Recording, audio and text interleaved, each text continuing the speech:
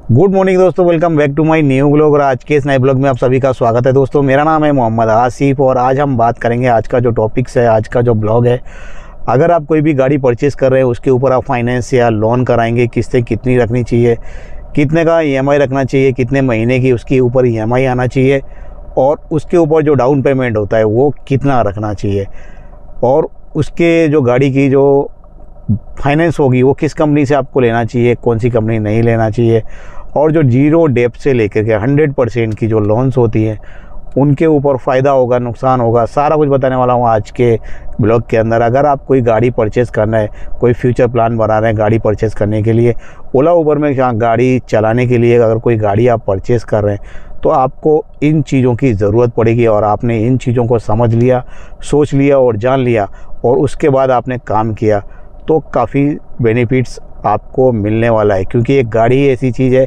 अगर आपने महंगी पहले से ही ख़रीद ली, परचेज़ कर ली, उसके बाद आप ईएमआई बढ़ते बढ़ते बहुत अधबरे हो जाओगे। तो दोस्तों आज का ब्लॉग इसी के ऊपर है। ब्लॉग अच्छा लगे तो लाइक ज़रूर करना है, चैनल पे नए चैनल को सब्सक्राइब भी करना। तो दोस्तों आज का ब्लॉग कर लेते हैं स्टार्ट।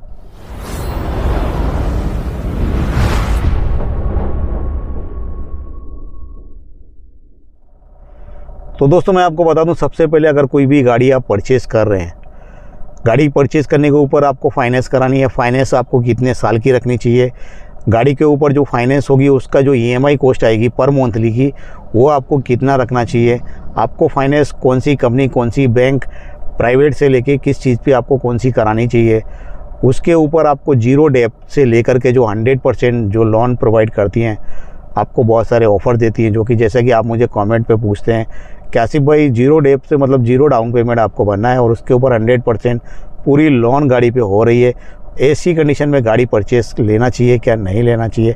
तो दोस्तों आज के ब्लॉग के अंदर आपको सारे सवालों के जवाब मिलने वाले हैं अगर आप कोई भी गाड़ी परचेस करने की प्लानिंग कर रहे हैं तो दोस्तों आप गाड़ी भी कोई भी रख लीजिए, कोटेशन निकाल लीजिए। जो कोटेशन होता है वो ऑन रोड प्राइस होता है, एक एक्स शोरूम प्राइस होता है और एक ऑन रोड प्राइस होता है। दोनों में काफ़ी ज़्यादा डिफरेंट होता है। ऑन रोड प्राइस वो होता है, एक अगर कॉमर्शियल कोई भी गाड़ी आप परचेज़ कर रहे हैं वो सारा कुछ इंक्लूड हो जाता है, टोटल याल इंक्लूडिंग, वो एक ऑन रोड प्राइस होता है। आपको उसमें जो एक्स्ट्रा आपको बाहर से कराना है वो आपको बता दिया जाएगा, जैसे कि स्पीड गवर्नर या कुछ स्टिकर वगैरह जो लगते हैं वो एक्सक्लूडेड होंगे, मतलब बाहर होंगे। बाकी का टोटल जो अमाउंट होगा वो आपका ऑल इंक्लूडिंग पेड होगा और ऑन रोड प्राइस उसको बोलते हैं। एक्स शोरूम प्राइस जो होती है, कंपनी की प्राइस होती है, उसके अंदर कुछ भी चीज़ इंक्लूड नहीं होती है। उसके बाद जो एक्स शोरूम प्राइस होती है उसके बाद जो भी रोड टैक्स से लेके आरटीओ के चार्जेस है, इंश्योरेंस है, वो सारे कुछ इंक्लूड होते हैं। उसके बाद एक बजट आपका बनता है जिसे कहते हैं ऑन रोड प्राइस। वो कोटेशन आने के बाद आपको सिंपली उसके ऊपर इंटरेस्ट रेट आएगा। ऑन रोड प्राइस मैक्सिमम होती है, जो गाड़ी की प्राइस होगी उसके हिसाब से सारा कुछ इंक्लूड हो जाएगा। वो सारा कुछ आपको शोरूम वाले करा कर देंगे अगर आप कोई कॉमर्शियल गाड़ी परचेज़ कर रहे हैं। काफ़ी सारे भाइयों के कमेंट रहते हैं कि हमें कॉमर्शियल गाड़ी लेनी है और क्या प्राइवेट लेके फिर कॉमर्शियल करानी है। तो ऐसा बिल्कुल भी नहीं होता और आप ऐसा करें भी नहीं, इस चीज़ से हमेशा याद रखें। आपको अगर कोई भी गाड़ी लेनी है, परचेज़ करनी है, अगर आप उसको टैक्सी में टैक्सी में बिज़नेस करने के लिए कोई भी गाड़ी ले रहे हैं तो आपको शोरूम से डायरेक्टली कॉमर्शियल टैक्सी के अंदर ही गाड़ी परचेज़ करनी है। काफ़ी सारे भाइयों के कमेंट रहते हैं हमको प्राइवेट ले लेनी चाहिए फिर उसको कॉमर्शियल करते हैं क्या, ऐसा कुछ भी नहीं होता है। अगर आप न्यू ब्रांड परचेज़ कर रहे हैं तो आपको शोरूम वाले टैक्सी में, कॉमर्शियल में करके आपको सारा कुछ जो भी काम होता है प्रॉपर, वो सारा कुछ करके आपको शोरूम वाले देंगे। अब मैं यहाँ पे बात कर लेता हूँ गाड़ी की फाइनेंस की। गाड़ी की फाइनेंस आपको कितने साल रखना चाहिए मैक्सिमम? मेरे हिसाब से, मेरे एग्जांपल के हिसाब से, मैंने जो इस पे एक्सपीरियंस किया है, काम किया है, कम से कम आप 4 साल की जो लोन होती है वो रखना चाहिए। 4 साल से ज़्यादा आपको लोन नहीं रखना चाहिए। तो दोस्तों मैं आपको बता दूंगा, आपकी जो लोन फाइनेंस होती है ना, उसको 4 साल से, मेरे हिसाब से अगर आप 4 साल की लोन भरेंगे, पे करेंगे तो आपको काफ़ी ज़्यादा बेनिफिट्स मिलेगा। उससे कम रख सकते हैं तो और भी अच्छा है, लेकिन मैक्सिमम आपको 4 साल रखनी है। काफ़ी सारे भाइयों की कंडीशन, मतलब बजट नहीं होता, वो एक अलग मैटर होता है। लेकिन आपको अगर फाइनेंस करा रहे हैं और 4 साल की लोन रख रहे हैं, उसके बेनिफिट्स मैं आपको बताऊंगा। गाड़ी की जो ईएमआई है ना, पर मंथली की कितनी आनी चाहिए मैक्सिमम, मेरे हिसाब से अगर आप कैलकुलेशन करें तो कम से कम 15,000 रुपये की EMI रखनी है। 15,000 रुपये की EMI रखनी है, 4 साल की लोन रखनी है, आपके लिए बेस्ट ऑप्शन हो जाता है।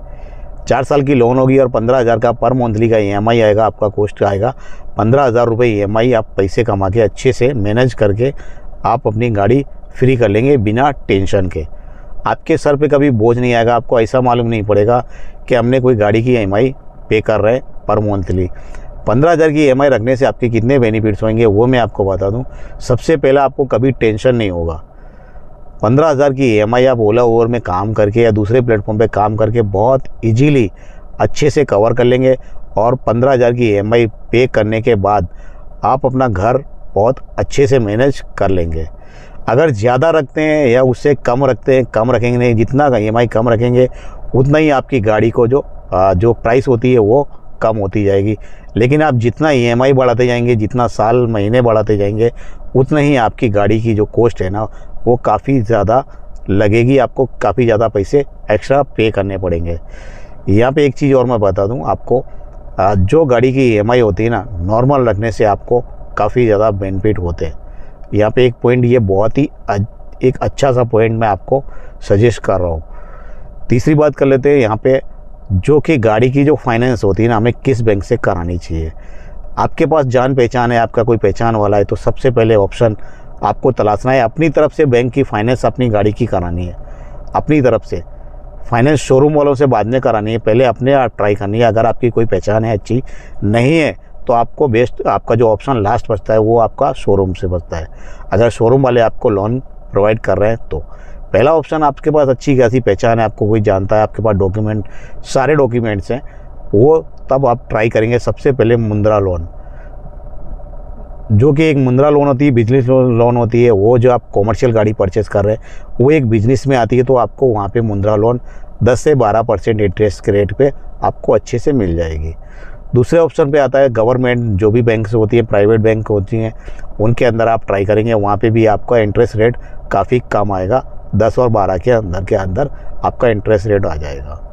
तीसरे ऑप्शन पे आ जाती है NBFC बैंक। जो भी NBFC बैंक होती हैं उनके साथ काफ़ी ज़्यादा प्राइवेटेशन जो कंपनियाँ होती हैं वो इन्वेस्ट करती हैं और वो फाइनेंस कंपनियाँ खोल के बैठती है, और वो ज़्यादातर जो बुकिंग जो फाइनेंस होती है ना गाड़ी के ऊपर, वो ज़्यादातर NBFC बैंक ही करती हैं। NBFC बैंकें बहुत सारी होती हैं, जैसे कि मैं नाम ले लूँ, महिंद्रा एंड महिंद्रा है, AU फाइनेंस है, इस टाइप की काफ़ी सारी बैंकें होती हैं जो प्राइवेटेशन होती हैं और वो फाइनेंस करती है।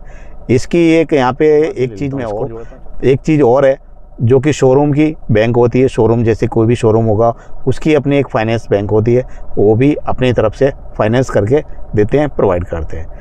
अब यहाँ पे डॉक्यूमेंट्स की बात कर लेता हूँ। जो भी गवर्नमेंट्स और प्राइवेटेशन वाली जो बैंकें होती हैं ना, वहाँ पे आपके डॉक्यूमेंट्स बहुत ज़्यादा लगेंगे, काफ़ी चीज़ें आपको प्रोवाइड करनी पड़ेंगी, कैरी करनी पड़ेंगी।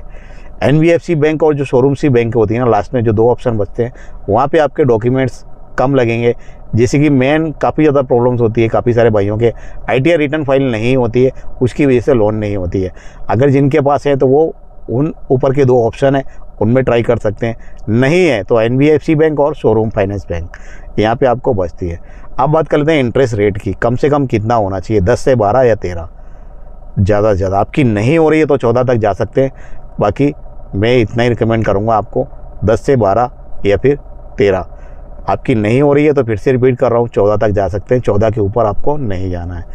अब यहाँ पे एक चीज़ की और बात कर लेते हैं। काफ़ी सारे भाइयों के कमेंट रहते हैं कि Car24 पे 0%, 0 DP, 0 डाउन पेमेंट बनना है, मतलब 1 भी रुपया पे नहीं करना है और 100% पूरी गाड़ी की लोन हो रही है। तो सबसे पहले मैं आपको बता दूं, Car24 वाले आपको कॉमर्शियल पे लोन नहीं देंगे 1 भी रुपये की। मैंने जब चैनल बनाया था स्टार्टिंग में, तब भी वो Car24 वाले का ऑप्शन था, वहाँ पे प्राइवेट गाड़ी की लोन प्रोवाइड थी और उस बंदे को मैंने बचाया था काफ़ी ज़्यादा जेलों से। यहाँ पे Car24 वाले लोन क्यों नहीं देते हैं, क्योंकि वो 0 DP पे आपको लोन तो ज़रूर देंगे, लेकिन आपको प्राइवेट गाड़ी पे देंगे। आपको बोलेंगे बाद में कार लेना, ये कर लेना, वो कर लेना। एक चीज़ यहाँ पे और ध्यान में रखना, मैंने प्राइवेट गाड़ी को कॉमर्शियल कैसे करना है उसके ऊपर आपको सारा कुछ डिटेल में पूरा वीडियो बनाया हुआ है, मेरे चैनल पे अपडेट है। आपके मन में एक क्वेश्चन सबसे ज़्यादा रहता है, कोई भी गाड़ी परचेज़ कर लो प्राइवेट में, जैसे कि नहीं दे रहे हैं या नहीं मिल रही है, कोई मिल रही है, लोन नहीं हो रही है, बहुत सारे इश्यूज़ होते हैं। परचेज़ कर लो, उसके बाद कुछ टाइम के बाद हमें उसको कॉमर्शियल कराना है। आपकी गाड़ी पे एक बार फाइनेंस हो जाएगी प्राइवेट गाड़ी के ऊपर, तो वो दोबारा से उस पर कॉमर्शियल आप नहीं करा पाएंगे जब तक गाड़ी की फाइनेंस क्लियर नहीं होगी तब तक। यहाँ पे ये वाला पॉइंट है ना, वो बहुत ही ज़्यादा ध्यान में रखना, ठीक है। दूसरी हम बात कर लेते हैं आपके फाइनेंस की काम की। जब आपका 15,000 की EMI होगी, अब जब काम करेंगे तो 15,000 रुपये EMI बहुत ही ईजिली से निकल जाएगी आपके ओला उबर के प्लेटफॉर्म पे काम करने से, या फिर किसी दूसरे प्लेटफॉर्म पे करेंगे। आपके मगज में, माइंड में कभी आपको टेंशन नहीं होगा, फ्री माइंड होगा। और आप अच्छे से, जब आपका फ्री माइंड होगा तब आप अच्छे से काम करेंगे, अच्छे से पैसे कमाएंगे, तो नो टेंशन रहेंगे। मैं अपनी ऑडियंस को जो रास्ता दिखाता हूँ वो सीधा दिखाता हूँ। यहाँ पे एक चीज़ और बता देता हूँ, काफ़ी सारे भाइयों के मैटर रहे क्वेश्चन सबसे ज़्यादा रहते हैं क्योंकि बजट नहीं है DP भरने के लिए, बहुत कम बजट होता है। तो काफ़ी सारे भाई बोलते हैं ना, जिनके पास पैसे ऑलरेडी होते हैं तो वो सोचते हैं बचा लिया जाए और DP लाख रुपए 50,000 रुपये भर के और गाड़ी को परचेज़ कर लिए। तो मैं आपको यहाँ पे एक चीज़ कहूँगा, जितना DP मतलब डाउन पेमेंट आप जितना पे कम करेंगे उतना ज़्यादा गाड़ी का EMI आएगा, और गाड़ी का EMI आएगा तो उतना ज़्यादा गाड़ी का कॉस्ट पड़ेगा, आपको गाड़ी महंगी पड़ेगी। आपके पास पैसे हैं, आपके पास बजट है, तो मैं आपको रिकमेंड करूँगा जितने ज़्यादा आप DP भरेंगे उतना गाड़ी आपको सस्ता पड़ेगा, आपकी गाड़ी का EMI कम आएगा और टेंशन नो होगा। अब यहाँ पे एक चीज़ उनकी आ जाती है जिनके पास बजट नहीं है, वो क्या करें, तो उनका एक मैटर है, एक प्रॉब्लम है और बड़ी प्रॉब्लम है। मैं उसमें कुछ भी सजेस्ट नहीं करूँगा, मैं उनको सिर्फ इतना कहूँगा, अगर आप कोई भी गाड़ी परचेज़ करेंगे कम बजट में 1 लाख रुपये 50,000 देके, तो जितना आपको DP भरेंगे, जितना कम DP भरेंगे उतना गाड़ी आपको महंगा पड़ेगा और उसका EMI जो आएगा वो ज़्यादा आएगा, और EMI की कॉस्ट जो आएगी वो गाड़ी की ज़्यादा आएगी। जब गाड़ी महंगी पड़ेगी आपको 4 साल के बाद 5 साल भरेंगे तो 1 साल का और इंटरेस्ट बढ़ गया, तो इस हिसाब से कैलकुलेशन करेंगे तो जो गाड़ी की प्राइस होती है वो डबल हो जाती है। तो यहाँ पे 2 चीज़ें आप समझ लेना है बहुत अच्छे से। कहीं भी कन्फ्यूजन होता है तो वीडियो के डिस्क्रिप्शन में Instagram ID है, वहाँ से आप मुझे DM कर सकते हैं, और कुछ भी कन्फ्यूजन होता है तो फिर मिलेंगे नेक्स्ट ब्लॉग के साथ नेक्स्ट दिन। जय हिंद, जय भारत।